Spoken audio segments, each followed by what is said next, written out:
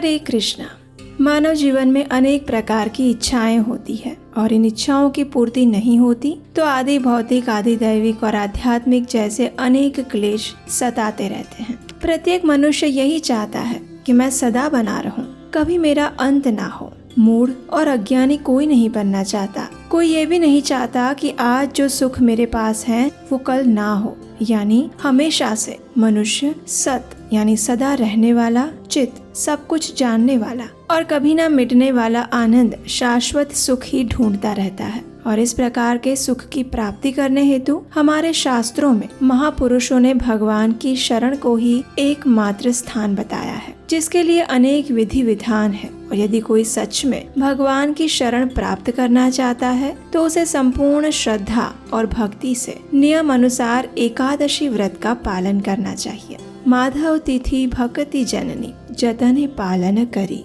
एकादशी जो कि माधव तिथि है और भक्ति की जननी है, अतः यदि भक्ति दृढ़ करनी हो तो हमें एकादशी का पालन करना चाहिए। एकादशी हमें भोगों से विरक्त करवाकर भगवान श्री कृष्ण की शुद्ध प्रेम भक्ति प्रदान करने में हमारी सहायता करती है। व्यक्ति को एकादशी व्रत का पालन भौतिक सुख समृद्धि में वृद्धि के लिए नहीं अपितु भगवान हरि की प्रसन्नता हेतु करना चाहिए। संत एकनाथ महाराज ने कहा है, दशमी व्रताचा आरंभो दिंडी कीर्तन करा समारंभो तेणे तो स्वयंभू संतोष पावे।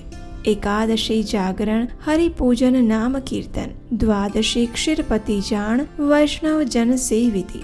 ऐसे ही व्रत 3 दिन करी जो आदरें परिपूर्ण एका जनार्दनी बंधन तया नाही सर्वथा।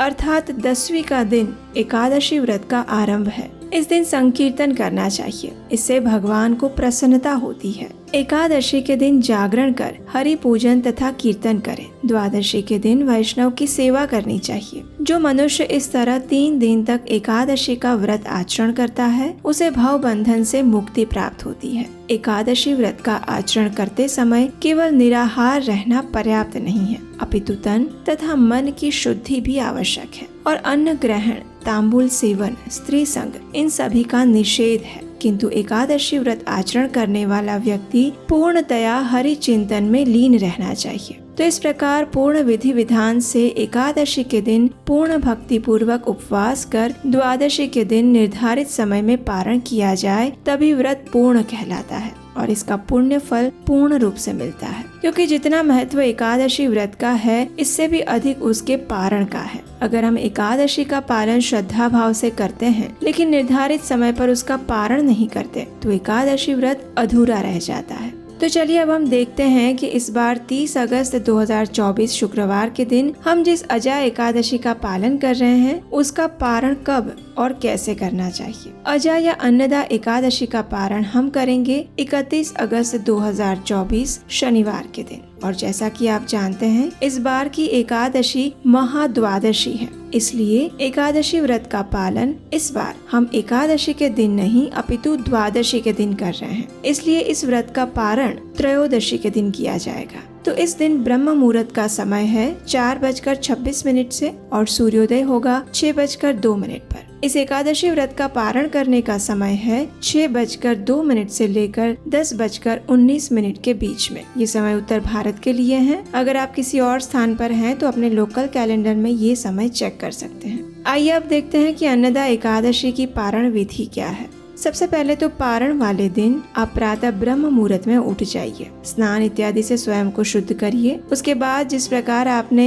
एकादशी व्रत वाले दिन भगवान की मंगला आरती की थी उसी प्रकार इस पारण वाले दिन भी भगवान की मंगला आरती करिए अथवा उसका दर्शन कर लीजिए। उसके बाद तुलसी देवी की पूजा अर्चना करिए, उन्हें जल अर्पण करिए, उनकी कम से कम 3 बार प्रदक्षिणा करिए और उसके बाद तुलसी देवी के समक्ष बैठकर हरे कृष्ण महामंत्र यानी हरे कृष्ण कृष्ण कृष्ण हरे हरे हरे राम राम राम हरे हरे इस महामंत्र की आप निर्धारित संख्या में माला का जप करिए। जब आपके सारे प्रातःकालीन दैनिक पूजा कार्य समाप्त हो जाए तो फिर भगवान को अर्पित करने के लिए स्वादिष्ट और सात्विक यानी बिना लहसुन प्याज के अन्न भोग तैयार करिए। उसके बाद उसमें तुलसी पत्र रखकर ऊपर गंगा जल छिड़किए और फिर भगवान को प्रेम पूर्वक अर्पित कीजिए। प्रयास करिए कि ये सारे कार्य पारण समय से पहले पूर्ण हो जाए और आप पारण समय के अंदर ही पारण कर पाए। उसके बाद अपने घर में अगर संभव है तो किसी वैष्णव या ब्राह्मण को आमंत्रित कीजिए।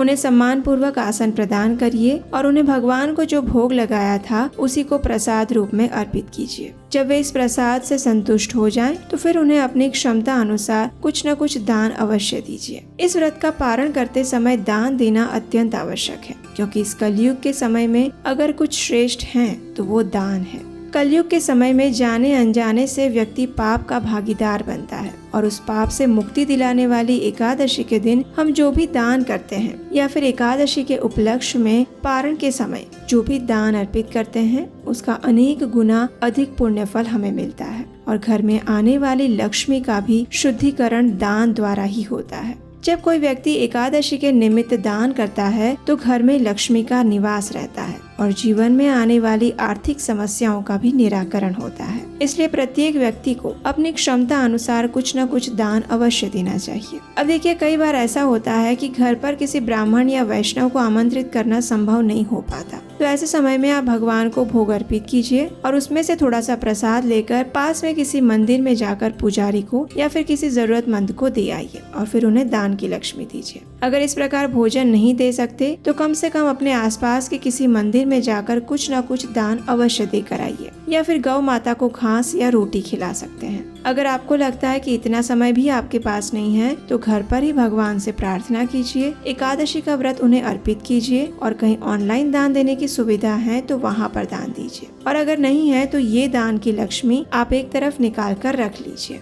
फिर जब कभी भी आप मंदिर में जाए तो उस समय उस दान को मंदिर में दे दीजिए। लेकिन किसी भी परिस्थिति में कुछ न कुछ दान अवश्य देना चाहिए या फिर वो दान अलग निकाल कर रख लेना चाहिए। दान देने से व्यक्ति के अंदर अपने धन के प्रति आसक्ति कम होती है और ये छोटा सा प्रयास धीरे धीरे ही सही लेकिन दान के द्वारा मनुष्य को जो पुण्य फल मिलता है उसके कारण उसका मुक्ति का मार्ग अग्रसर होता है और उसके अंदर वैराग्य की भावना आती है। इसलिए भी दान देना जरूरी है। दान देते समय इस बात का ध्यान रखें कि आपके द्वारा दिया गया दान किसी सुयोग्य व्यक्ति या फिर संस्था के पास ही जाए, क्योंकि अयोग्य स्थान पर दिया हुआ दान आपको कुछ बुरे कर्म फल भी दे सकता है। अब अगला कार्य है स्वयं पारण करना। एकादशी व्रत का उचित रूप से पालन करने के बाद अगले दिन व्यक्ति को महाप्रसाद ग्रहण करना चाहिए और उसी क्षण उसके लाखों पापों का नाश हो जाता है। ऐसा हमारे शास्त्रों में बताया गया है। तो इस प्रकार वैष्णव भोजन और दान देने के बाद अब पारण समय के अंदर ही आप भी भगवान से प्रार्थना करते हुए स्वयं भी एकादशी व्रत का पारण कीजिए। अब जब स्वयं आप पारण करने जा रहे हैं तो सबसे पहले भगवान के समक्ष हाथ में गंगा जल लेकर एकादशी के दिन जो संकल्प लिया था उसे भगवान को अर्पित कीजिए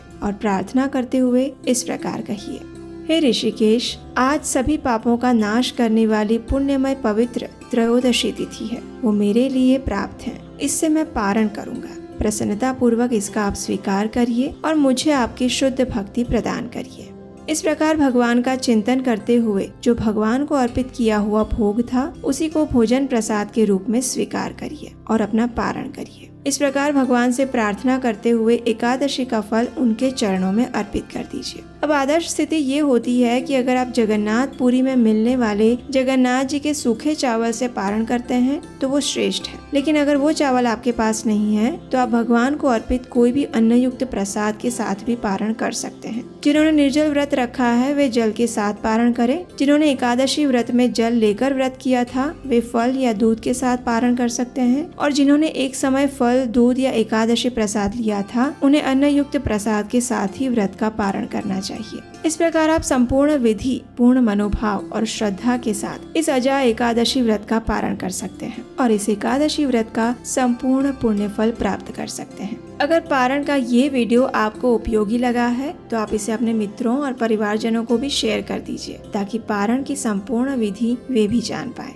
और अगर आपको हमारे द्वारा एकादशी कथाओं के माध्यम से किया जा रहा प्रमाणभूत वैदिक ज्ञान का प्रचार अच्छा लग रहा है और अगर आप भी हमारी आने वाली पीढ़ी तक प्रमाणभूत इस वैदिक सनातन ज्ञान को रोचक रूप से पहुंचाने में हमारी सहायता करना चाहते हैं तो स्क्रीन पर दिए गए नंबर पर अपना आर्थिक योगदान भेज सकते हैं। आपका सहयोग हमारे लिए सम्माननीय और महत्वपूर्ण है। तो चलिए इस परम मंगलमय और सर्व मनोकामना पूर्ण करने वाली परम पावनी अजा एकादशी का पूर्ण श्रद्धा और भक्ति भाव से पालन करते हैं और परम भगवान श्री कृष्ण से यही प्रार्थना करते हैं कि वे हमें सदा सर्वदा अपने चरण कमलों में स्थान प्रदान करें और उनकी शुद्ध भक्तिमय सेवा प्रदान करें। हरे कृष्ण।